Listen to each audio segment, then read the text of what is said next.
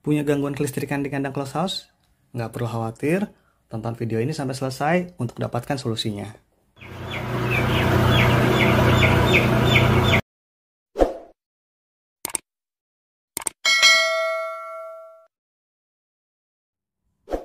Assalamualaikum warahmatullahi wabarakatuh, selamat datang di Zin Agrofarm.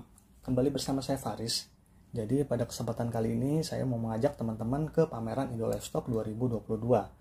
Pameran ini adalah pameran peternakan di Indonesia yang berskala internasional dan diikuti oleh banyak stakeholder industri peternakan. Di antara peserta pameran ini ada satu yang menarik perhatian saya. Teman-teman pasti udah tahu. Ya, betul, Kubota. Jadi Kubota ini punya produk yang menurut saya bisa menjadi solusi atas permasalahan peternak kandang close house di Indonesia.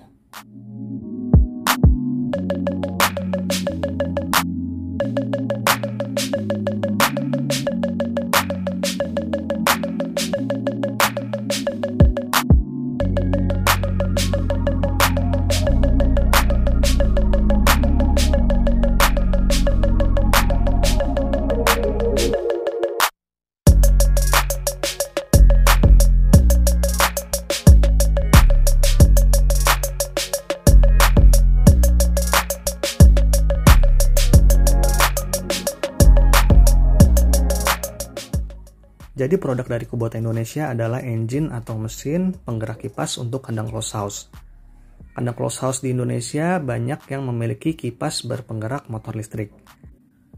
Namun perlu diingat lagi sama teman-teman, bila ingin menggunakan kipas berpenggerak listrik untuk kandang close house teman-teman wajib memeriksa kualitas dari suplai listrik di kandang teman-teman. Itu wajib baik. Kalau tidak baik, saran saya teman-teman jangan paksakan menggunakan kipas berpenggerak listrik.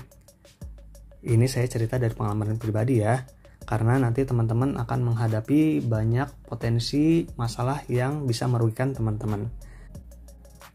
Potensi problem yang teman-teman hadapi itu ada beberapa. Yang pertama, problem teknis. Jadi kandang kita itu sulit perform ya, karena memang kualitasnya nggak baik. Kipasnya juga putaran yang nggak maksimal dan optimal sesuai desain. Kemudian juga problem ekonomi atau finansial ya, keuntungannya itu yang kita raih tidak optimal dan bisa juga berpotensi membuat kerugian untuk usaha kita. Lantas solusinya seperti apa? Teman-teman bisa menggunakan kipas berpenggerak engine atau mesin sehingga kipas itu menghasilkan kecepatan angin yang memang dibutuhkan oleh ayam. Nah, salah satunya adalah dari produk Kubota ini. Lebih jelasnya, ayo kita ngobrol langsung dengan tim dari Kubota Indonesia.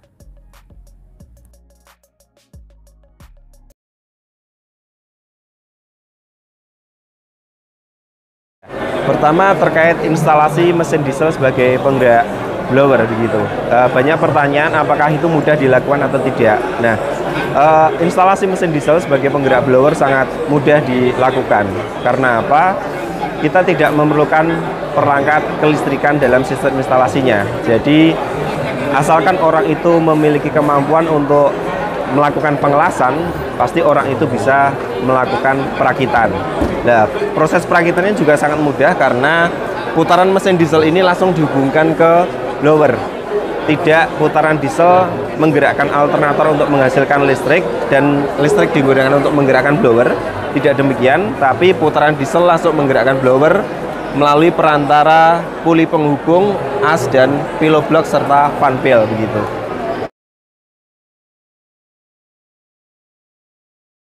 Jadi kalau dari sisi keamanan itu kami pernah melakukan pengujian, kami lakukan hearing ke peternak-peternak bahwasanya dengan menggunakan mesin diesel lebih aman. Karena apa? Dengan mesin diesel tidak lagi dipengaruhi faktor eksternal. Jadi kalau dengan listrik, kami sering mendengar keluhan dari peternak ketika arus listrik tidak stabil itu menjadi masalah. Karena apa? Yang pertama, dinamo bisa terbakar. Itu hanya dengan karena arus listrik yang tidak stabil. Yang kedua, itu kami sering mendengar juga terjadi konsleting listrik. Kenapa? Karena di lingkungan kandang itu adalah lingkungan yang cukup kotor, jadi banyak tikus yang ada di sekeliling kandang. Ketika kabel itu digigit sama tikus saja, terjadi konsleting listrik. Ketika sudah terjadi konsleting, itu sudah bermasalah bagi kandang. Jadi terkait kekuatan atau durability mesin diesel ini, mesin diesel Kubota telah memperoleh sertifikat MURI 1000 jam non-stop. Jadi 1000 jam sama dengan 42 hari. Kalau dalam satu siklus pembesaran ayam itu kurang lebih 35 sampai 40 hari. Tapi kalau mesin diesel Kubota bisa bekerja 42 hari, dan itu sangat aman. Pada intinya laju udara itu bisa dicukupi ketika putaran blower bisa sama dengan putaran blower ketika digerakkan dengan listrik. Nah, dengan mesin diesel Kubota, putaran blower 600 rpm itu sangat dapat dipenuhi karena putaran mesin diesel kami sampai 2200 rpm. Terkait biaya investasi, itu sangat jauh lebih hemat ketika peternak menggunakan mesin diesel Kubota. Karena apa? Kalau dengan menggerak listrik, peternak harus menyediakan listrik 3 pas. Listrik 3 pas seperti kita ketahui itu untuk mendatangkan cukup besar biayanya. Yang kedua, perlu disediakan lagi perlengkapan kelistrikan pendukung seperti panel box, inverter, perlu disediakan peternak. Tambah lagi yang terakhir itu peternak harus menyediakan genset sebagai backup, di mana sewaktu-waktu listriknya padam itu bisa dijadikan cadangan tenaga. Tapi kalau dengan mesin diesel, peternak hanya cukup menyediakan mesin diesel sejumlah kebutuhan blower.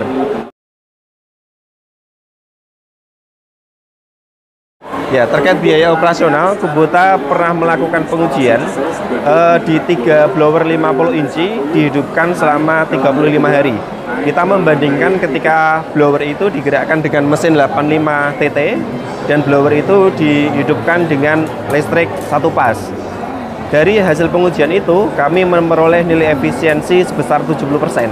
Jadi kami lebih hemat 70% dibandingkan ketika menggunakan listrik. Nah, kalau dikonversi dalam rupiah, itu dengan mesin diesel hanya menghabiskan kurang lebih di 1,6 juta selama 35 hari. Tapi kalau dengan listrik menghabiskan biaya sampai 6 jutaan. Nah, kenapa dengan mesin diesel bisa lebih hemat? Karena mesin diesel TT series ini konsumsi bahan bakarnya sangat rendah. Jadi per jam itu tidak lebih dari 1 liter.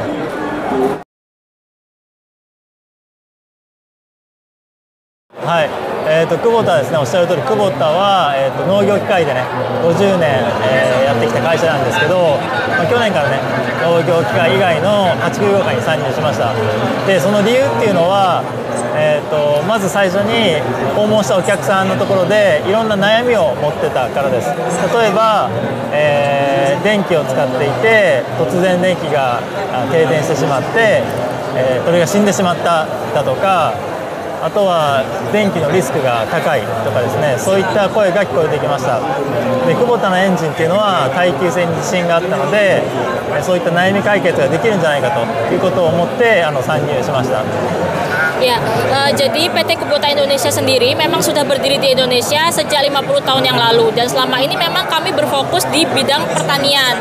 Tetapi tahun lalu itu kami banyak mendengar permasalahan-permasalahan yang terjadi di peternakan Indonesia, terutama yang dialami oleh peternak Indonesia, di mana di Indonesia sendiri ini kan banyak masalah kelistrikan ya, terutama sering terjadinya mati listrik, kemudian juga voltase yang naik turun tidak stabil, dan ini menyebabkan blower di kandang ayam itu mati. Jadi ketika listrik mati, blower di kandang ayam juga akan mati. Ini akan menyebabkan ayam yang ada di dalam kandang itu mati.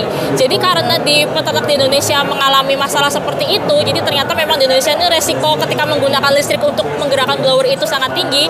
Maka di sini kami mulai memikirkan inovasi di dunia peternakan, di mana kami menciptakan mesin diesel kami ini yang tidak bergantung pada listrik, sehingga ini kami harapkan bisa menjadi solusi untuk peternak Indonesia seperti itu.